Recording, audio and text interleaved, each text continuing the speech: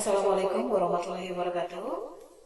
Malam ini hari Kamis tanggal 9 April 2020 kita masih tetap melakukan perkuliahan secara online untuk mata kuliah akuntansi keuangan menengah 1, dan pada malam ini kita masuk ke pertemuan yang ke-10 dengan materi persediaan. Materi pertemuan yang ke-10 terdiri dari yang pertama, pengertian persediaan, klasifikasi persediaan, pengakuan persediaan, dan metode pencatatan persediaan. Apa itu pengertian dari persediaan? Persediaan secara garis besarnya artinya adalah barang yang dibeli oleh perusahaan dengan tujuan untuk dijual kembali. Jadi kalau barang yang dibeli oleh perusahaan dengan tujuan bukan untuk dijual, itu tidak bisa digolongkan ke dalam persediaan. Klasifikasi persediaan. Persediaan ini kita klasifikasikan ke dalam 3 jenis dan sesuai dengan jenis perusahaannya. Untuk perusahaan jasa tidak memiliki persediaan karena perusahaan jasa dia hanya menjual jasa. Perusahaan dagang hanya memiliki satu jenis persediaan, yaitu persediaan barang jadi. Sedangkan perusahaan manufaktur memiliki 3 jenis persediaan, yaitu persediaan bahan baku, persediaan barang dalam proses, dan persediaan barang jadi. Nah, ini adalah contoh untuk persediaan perusahaan dagang. Persediaan untuk perusahaan dagang, barang yang dibeli wujudnya wortel, dia akan menjual wortel, tidak diproses. Membeli pisang atau membeli susu yang dijual tetap pisang dan susu. Nah, di sini tadi aktiva tetap tidak bisa kita golongkan ke dalam persediaan. Apa sebabnya? Karena aktiva tetap dibeli tujuannya adalah untuk kegiatan operasional perusahaan untuk mencapai tujuan, sedangkan persediaan tadi artinya adalah barang yang dibeli untuk tujuan dijual kembali. Nah, persediaan untuk perusahaan manufaktur contohnya seperti ini. Tadi ada bahan baku, di sini ada barang dalam proses, lalu di sini ada barang jadi. Oke, selanjutnya fungsi dan manfaat ini bisa dibaca. Pengakuan persediaan.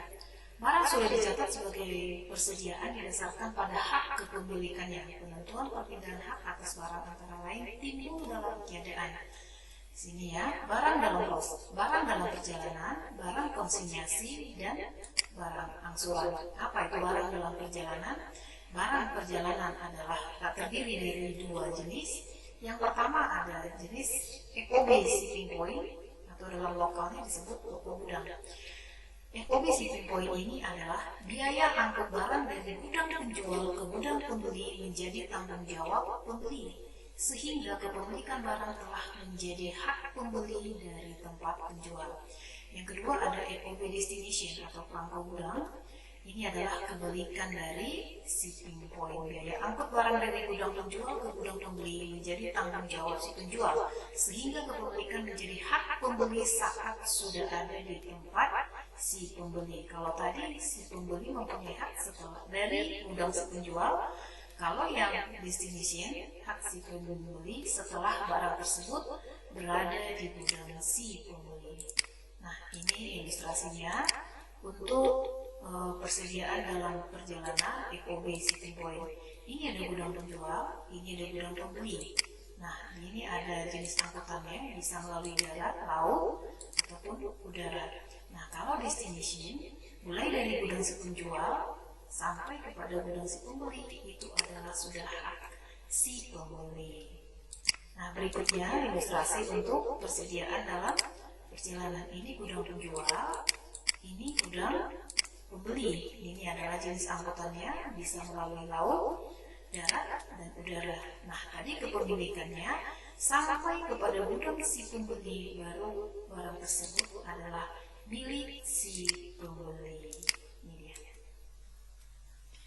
Oke, berikutnya kita masuk kepada kasusnya atau contohnya.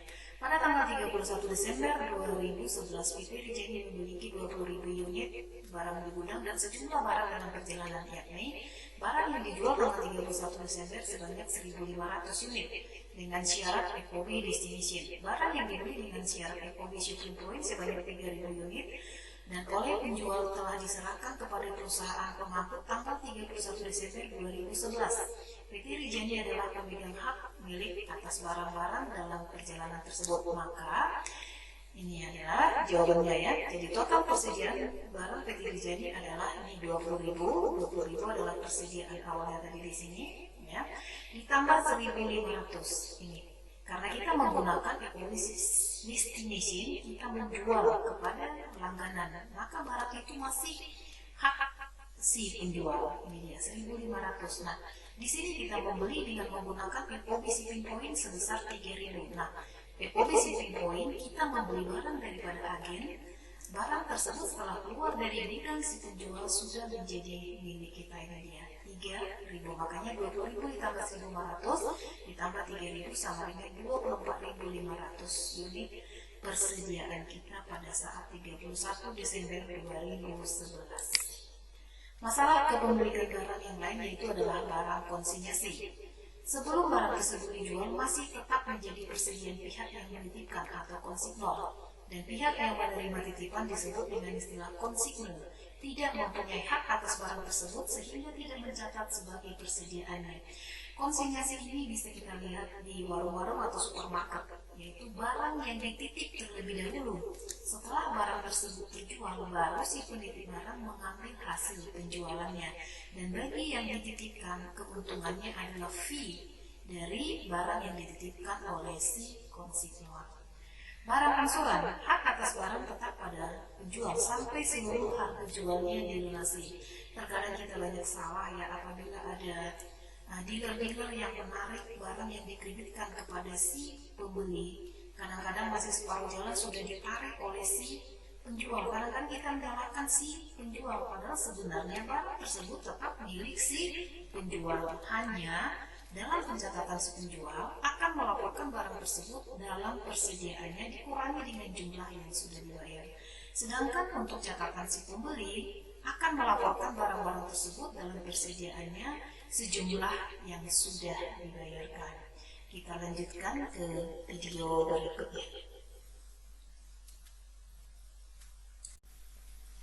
Baiklah, kita masuk kepada video yang kedua. Tadi dalam video yang pertama kita sudah membahas tentang pengertian persediaan, klasifikasi persediaan, dan pengakuan persediaan. Sekarang kita masuk kepada yang keempat, yaitu metode pencatatan persediaan.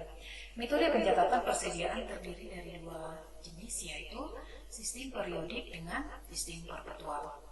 Sistem periodik adalah sistem pencatatan stok persediaan barang dagangan hanya dilakukan sekali, yakni pada saat tutup buku akhir periode dengan cara menghitung barang yang masih ada di gudang. Jadi kalau kita untuk mengetahui berapa persediaan akhir, kita harus pergi ke gudang dan menghitung berapa persediaan yang ada di gudang.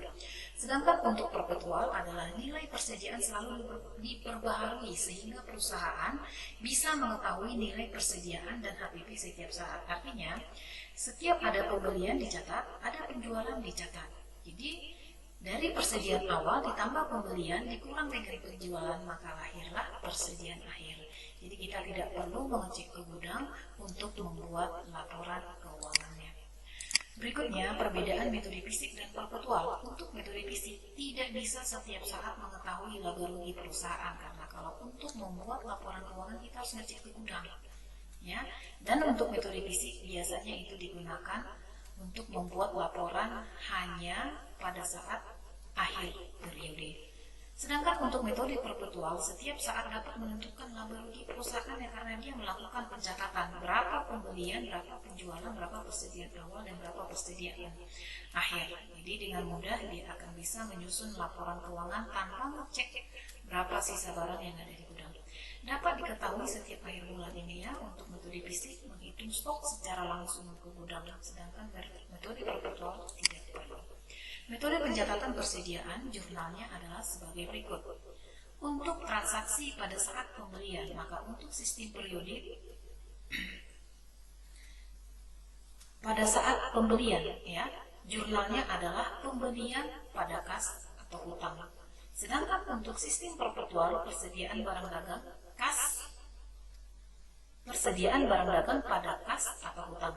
Nah, pada saat penjualan, jurnalnya adalah kas atau piutang pada penjualan, sedangkan perpetual kas atau piutang penjualan. Nah, di sini diketahui harga pokok penjualan pada persediaan barang dagang. Yang ketiga, pada saat retur pembelian. Apa itu retur pembelian? Retur pembelian adalah pada saat kita membeli barang dagang dari agen, karena sesuatu hal, barang tersebut harus kita kembalikan kepada si agen tadi. Makanya itu disebut namanya retur pembelian. Maka jurnalnya pada sistem periodik kas atau hutang. Kenapa ini kas atau hutang? Untuk mengurangi hutang yang tadi yang ini. Ya. Dan di sini ada retur pembelian untuk mengurangi pembelian. Jadi kas atau hutang pada retur pembelian, dan pada metode perpetual kas atau hutang pada persediaan barang. Kenapa persediaan barang dagang di sini? Karena tadi pada saat pembelian jurnalnya adalah persediaan barang dagang, aktiva bertambah, posisi di debit. Nah, sekarang karena kita mengembalikan, aktiva berkurang, posisinya di kredit. Yang keempat, pada saat penjualan retur atau retur penjualan, artinya kita menjual kepada langganan karena sesuatu hal tidak sesuai dengan keinginan si pembeli tadi, maka barang tersebut dikembalikan kepada kita. Itu adalah retur penjualan. Maka jurnal untuk sistem periodik retur penjualan pada kas atau piutang. Di sini piutang kita berkurang. Untuk sistem perpetual, jurnalnya adalah retur penjualan pada kas atau piutang. Nah, di sini juga disebutkan persediaan barang dagang pada harga pokok penjualan. Ini dibaliknya pada saat penjualan, dan ini pada saat retur penjualan. Nah, pada saat barang rusak, jurnalnya adalah kerugian atas penghapusan barang rusak pada persediaan barang dagang. Sedangkan untuk sistem perpetual, kerugian atas penghapusan barang rusak pada persediaan barang dagang. Berikutnya ini pengendalian intern dalam penghitungan fisik persediaan. Penghitungan harus dilakukan oleh orang yang tidak ditugasi menyimpan persediaan atau pembagian tugas. Jangan dia yang menerima barang, dia yang mencatat, dia yang mengeluarkan, dan dia yang mencatat persediaan akhir. Harus jelas pembagian tugasnya. Nah, ini bisa dibaca untuk selanjutnya. Kita masuk ke dalam metode penilaian persediaan. Metode penilaian persediaan ada 4 metode. Yang pertama di sini ada metode FIFO, ada metode LIFO, dan ada rata-rata dan identifikasi khusus. Apa itu metode FIFO? FIFO kepanjangan singkatan dari first in, first out. Artinya pertama masuk dan pertama keluar. Tetapi dalam dunia bisnis atau dalam perdagangan, pertama masuk artinya pertama dibeli, pertama keluar adalah pertama dijual. Jadi FIFO adalah yang pertama dibeli dan yang pertama dijual. Sedangkan yang LIFO juga last in, first out. Artinya terakhir masuk, pertama keluar. Ya. Dalam dunia perdagangan yang terakhir dibeli, pertama dijual. Nah, dalam metode rata-rata barangnya diacak. Mana yang dibeli pertama dan mana yang dibeli terakhir, dia bebas mau jual yang mana. Untuk identifikasi khusus, setiap barang dikenali harga perolehannya. Nah, alasan yang mendasari pemilihan suatu metode ada 3 faktor, yaitu pengaruh terhadap neraca, pengaruh terhadap laba rugi, dan pengaruh terhadap pajak. Ya, ini pengaruh terhadap neraca bisa dibaca, dan ini pengaruh kesalahannya. Nah, pengaruh terhadap laba rugi ini saya jelaskan sedikit.